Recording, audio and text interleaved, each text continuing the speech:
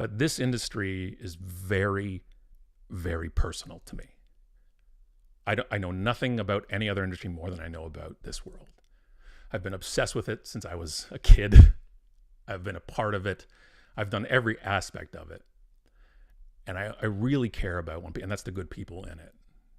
And speakers, it doesn't mean only speakers are good or this. There's great manager company people. I've been on the phone more in the past 3 weeks because of all the ethics things going on in the industry with people in the industry more than the past 3 years. I've talked to some great people. I've talked to some indifferent people. I've talked to some people I probably won't talk to again. But the point is I've talked to a lot of great people. And that's been really nice for me because you get really jaded when you're looking at a lot of this bad stuff. So I think our job, and those of us who've been in this industry a long time, is to protect the people coming into it. I think that success is done through a constant elevator of just lifting people up together. If it's a ladder, put your hand back and lift. I understand you and I are both not speaking at the same event. I understand that only one keynote is that morning, and if I lose it to you, that's business. We're not going to celebrate that necessarily. Sure, okay.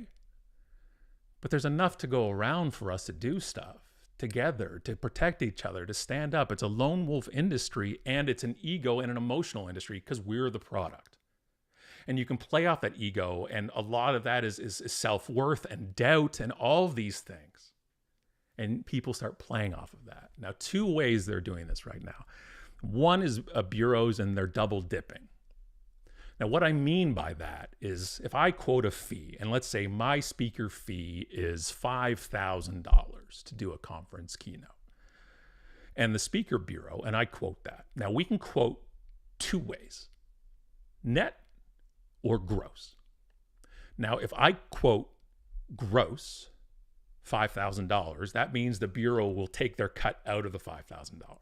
They will quote the client $5,000 for Scott to speak. They take their cut. I get $4,000 if it's 20%.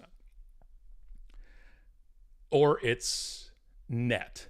And I say my net fee is $5,000. I give that to you. You add on a percentage of whatever that is. Sometimes I've figured that out with you, and sometimes you just will do whatever that is. You quote $6,000 to the client. You keep the $1,000. I get my fee. One of 2 ways. What's happened with some bureaus is that they're quoting both. So I say my fee is $5,000 gross. You take your fee out of $1,000. So I'm actually making 4 instead of 5, like I said. But then you turn around and instead of pricing it as $5,000, you price it as $7,500 to the client. So you're making $2,500 cut from the client and $1,000 from me. That's double dipping. It's so unethical. It's not funny. Bureaus who do that are unethical. It's an unethical practice. Am I saying you do any of these things, you're an unethical person? You take whatever way you want. The point is you can change it. And if you're against it, let me see the policy. If you're against it, let me see the policy in the association. Because that's how the action talks. There's been a lot of stuff that's happened over the past few weeks in our industry, and scandals and things, and people are just wishing it would all go away. It's not going away. I'm just getting started. I have nothing to do but this. My job is to speak for an hour once in a while. I have nothing to do but this. And my goal here is to have ethics policies at the associations, at the CAPS, Canadian Association of Professional Speakers, NSA in the States, the Speaker Bureau Association. There's policies in place. And if you don't have them in place, why? Why? Why are the only ethics policies at the Speaker Bureau Association about the bureaus not being unethical to each other? What about to us? Because I actually have the better one here. And this is the second point. One of the things that was happening, and it still can be happening with other companies, is there's speaker training companies out there. Okay, and you go to it and you learn how to be a speaker. I don't have a problem with speaker training necessarily. I do have a problem with some aspects of it. There's certain parts I don't think you can train. And I think anybody can get incrementally better at anything they try. But it's very hard to go to here quickly, right? I love baseball. I'm not playing on the Jays. I don't care what I'm doing in the next 3 weeks or 3 months. It's not going to change that.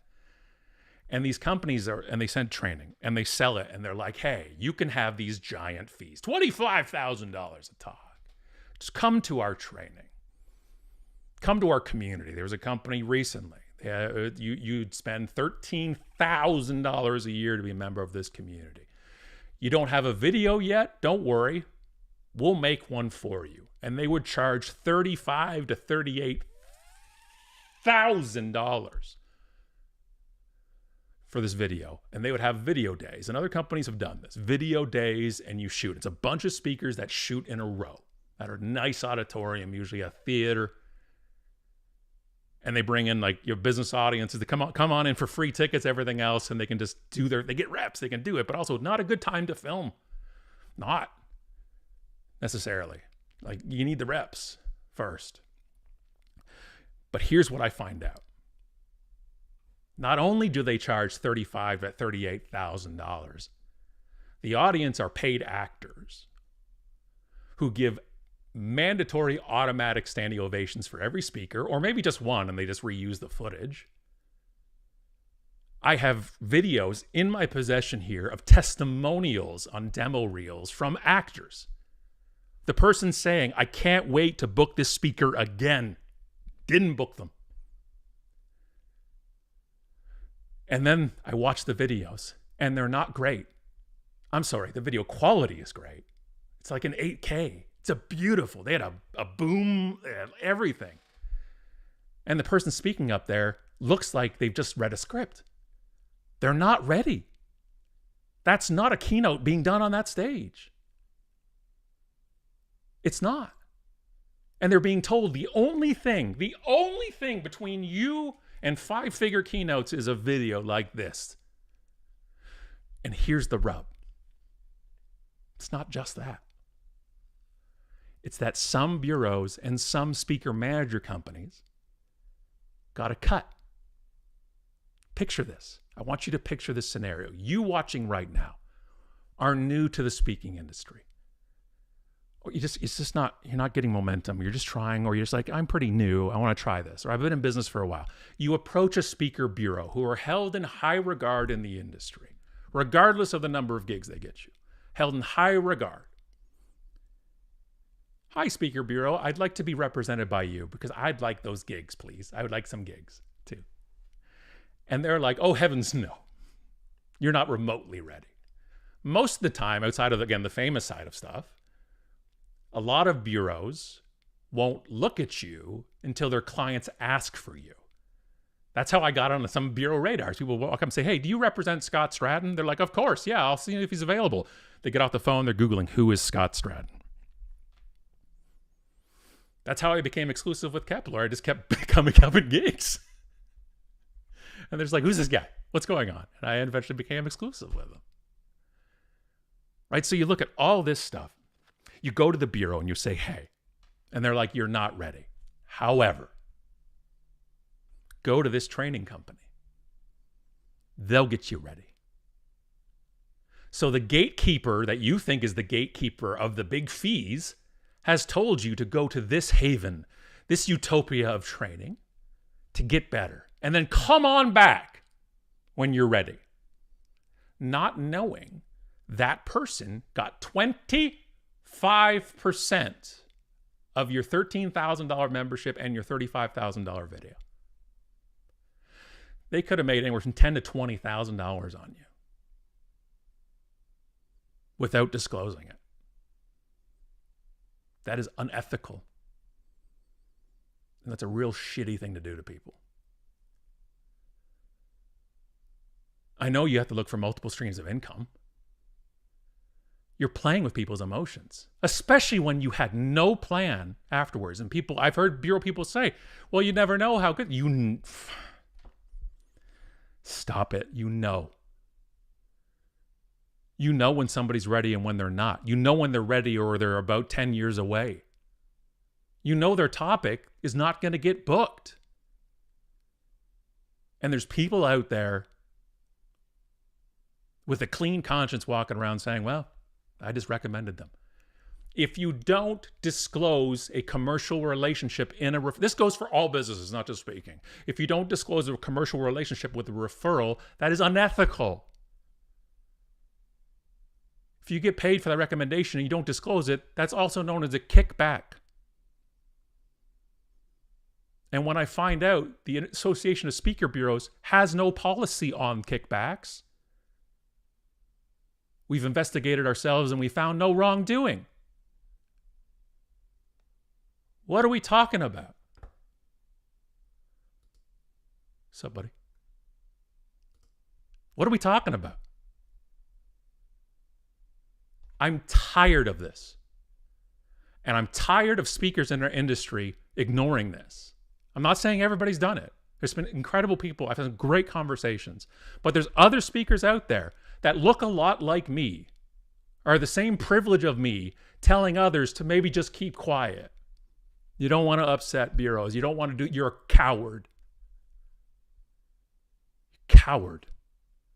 Our job in this industry is to protect each other in this industry. It is a singular solo industry. Mine is bureaus and management companies who care about their people. There are speakers who recommended other speakers for this that got months of membership instead. You're part of this. You're part of this. Let's fix it. There should be policies in place between us that say this is wrong because it is. Nobody's coming. Nobody's coming to help in the industry. It's just us. And for those of us that have got to live this dream of speaking and doing keynotes professionally for a living, we got to turn around and look what's happening. We got to turn around and realize that some publishers are taking a speaking cut now. They're doing 360 deals for some speakers, and people don't know better. They're like, well, I guess this is how it is. No. Associations, if you're involved with speaking, that there should be talks on this. Ethics. But we're not. The associations were sponsored by the training companies. You're not going to do an ethics talk when the person taking the cut is the one sponsoring, or giving the cut is the one sponsoring. They pay bureau people to go to an event, and then the speaker's paid to go see the bureau people. You're getting appearance fees at this point. That's it, Christina, right? Integrity, do the right thing even when no one's watching. And this is it. Anita says they can't handle the truth. And it says so many people just want the shortcuts. They don't want to do the work, the reps. It's the same thing about AI right now. It's like the Ozempic of business. It's like just give me a pill. I got to the point of my fees and keynotes from doing the reps. And that's one of the main ways to climb. And we're always looking for other ways. And I don't let the speakers, also the speakers who did the videos, you're selling fake talks. That's all the person doing it, but also I don't always rip the speaker themselves, because a lot of times they're being told this is how it's done. This is how it works. And it's not. It's just not. Speaking can be a part of your job, all of your job, or none of it. But on the fee side of it and the professional side of it, there are people coming in and wanting a piece of it and promising things. Because here's the last thing. Here's the last part of that, is because when you do get the $37,000 video after paying $13,000 or whatever it is to be your membership for the year, you go back to the bureau and you're like, hey, I did it. They're like, awesome. And you never get a gig. I would love to hear from one. Anybody. I want to hear from any speaker out there that did a fake audience talk for your demo reel and you made the money back. That's it. That's it. My email's down here. Send me a note. Anybody wants to talk and ask, send an email anytime. I'm happy to answer questions about speaking anytime.